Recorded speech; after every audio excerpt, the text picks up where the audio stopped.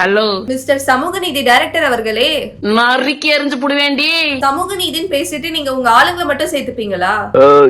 யா ஒருவேளை உங்க சமூகத்துக்கு மட்டும் நீதி கிடைக்கிறதுக்கு பேரு தான் சமூக நீதின்னு நினைச்சிட்டீங்களோ? ஒரு டைரக்டர் அவர்கிட்ட இருக்க அசிஸ்டன்ட் டைரக்டர் கிட்ட என்ன எதிர்பார்ப்பாரு? இவருக்கு ஓரளவுக்காச்சும் சினிமா நாலேஜ் இருக்கணும், லைக் ஸ்கிரீன் பிளே டெவலப் பண்றது, சாஃப்ட்வேர்ல டைப் பண்றது, பேசிக் எடிட்டிங் இது மாதிரி. ஆனா இங்க ஒருத்தர் என்ன எதிர்பார்ப்பாருன்னு தெரியுமா? இவன் நம்ம ஆளா இருக்கா? நானு இன்னும் என்ன நீ பைத்தியக்காரனாவே நினைச்சிட்டு இருக்கறல? உங்க படத்துல அவ்வளவு ஆன்டி கேஸ்ட் மூவ்மெண்ட் பேசிட்டு நிஜத்துல இவ்ளோ ஒரு கேஸ்டிஸ்டா இருக்கீங்களே. உங்க படம் பார்த்துட்டு புடிச்சு போய் உங்ககிட்ட சேர வராங்க, ஆனா நீங்க அவங்கள அவாய்ட் பண்ணிட்டு உங்க ஆளுங்களை மட்டும் எடுத்துக்கிறீங்களே. அப்போ கிரிக்கெட்ல பிராமின்ஸ மட்டும் எடுக்கிறதுக்கும் நீங்க பண்றதுக்கும் என்ன டிஃபரன்ஸ்? நீ கேட்ட ஒவ்வொரு கேள்வி என்ன செருப்பால அடிச்ச மாதிரி இருக்குடா. நீங்க சொல்லலாம் எங்க பசங்க அடிபட்டு வரவங்க, அதனாலதான் நான் அவங்கள எடுக்கிறேன்னு. கரெக்ட் தான், நீங்க அவங்கள எடுங்க, ஆனா எங்களுக்கும் வாய்ப்பு கொடுங்கன்னு தான் சொல்றேன்.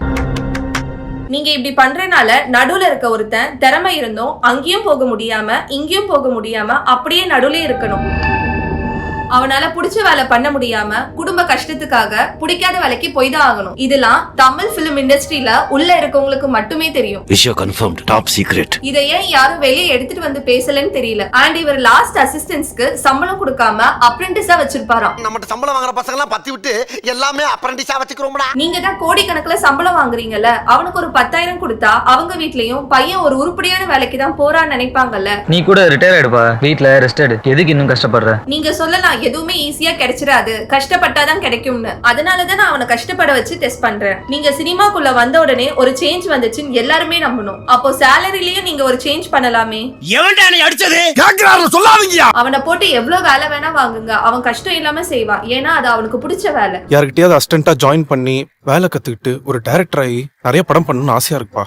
உங்கள மாதிரி ஆளுங்களாலதான் பெத்தவங்க அவங்க பசங்களை சினி இண்டஸ்ட்ரிக்குள்ள விட பயப்படுறாங்க. சினிமா கஷ்டம்லாம் இல்ல, அப்படி கட்டமைச்சு வச்சிருக்கீங்க.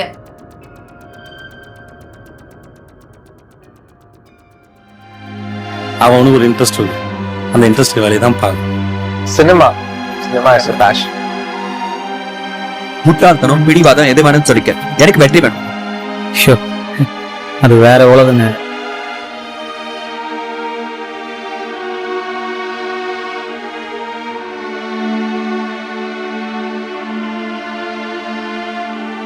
மொத்த உலகத்தையும் கைத்தட்ட வைப்பேன்.